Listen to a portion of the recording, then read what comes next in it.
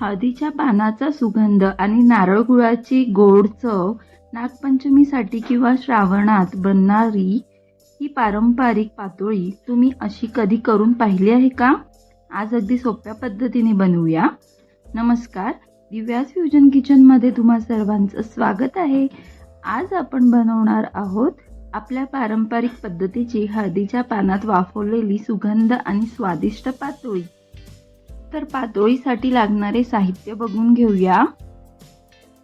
1 वाटी तांदळाचं पीठ घेतलेलं आहे. जेवढं तांदळाचं पीठ घेतलं आहे त्याच मापाने आपण पाणी घ्यायचं आहे. म्हणजेच 1 वाटी तांदळाचं पीठ तर 1 वाटी पाणी घेतलेलं आहे आणि चिमूटभर मीठ लागणार आहे आपल्याला.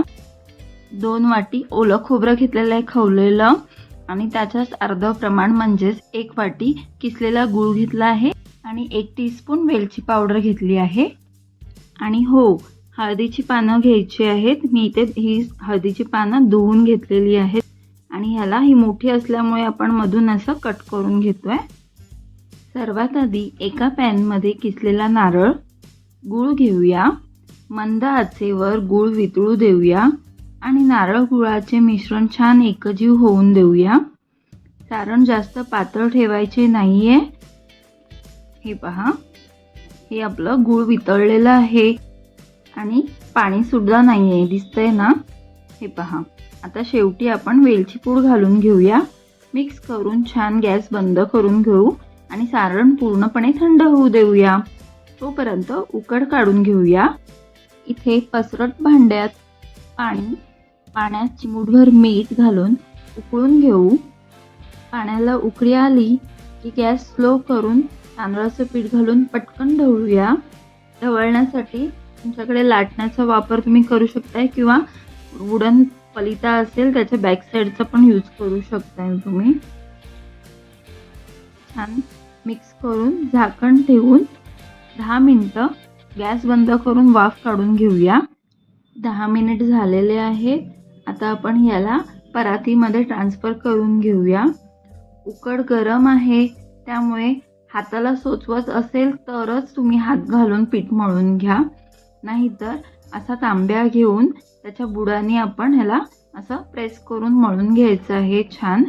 आणि हाताला सोचवेल तेव्हा मग आपण थोडं थोडं पाणी लावून हाताने पीठ मळून घ्यायचं आहे. हे बघा, असं जास्त पाणी ओतत नाही करायचं आहे आपल्याला. हात फक्त बुडवून आपल्याला पीठ मळून घ्यायचं आहे. छान 10 मिनिटं तरी ह्याला छान असं मळून घ्यायचं आहे पाणी लावून. परात पूर्ण क्लीन झाली पाहिजे, अगदी तसं, आणि हातालाही चिटकलं नाही पाहिजे. एवढं सॉफ्ट आपल्याला पीठ हे छान असं मळून घ्यायचं आहे पाणी लावून. मी करते त्या प्रकारे. हे पहा, झालेलं आहे. आता ह्याला मी अर्धा चमचा तूप लावून छान मळून घेते 1-2 मिनिटासाठी. असं छान सॉफ्ट झालेलं आहे. आता ह्याला ओल्या कपड्याने झाकून ठेवूया साईडला. आता हळदीचे पान घेऊन त्यावर उकडीचा अगदी पातळ थर पसरवायचा आहे. उकड खूप जाड ठेवली तर पातोळी मऊ होत नाही, त्यामुळे शक्य तितकी पातळ आणि एकसारखी पसरूया.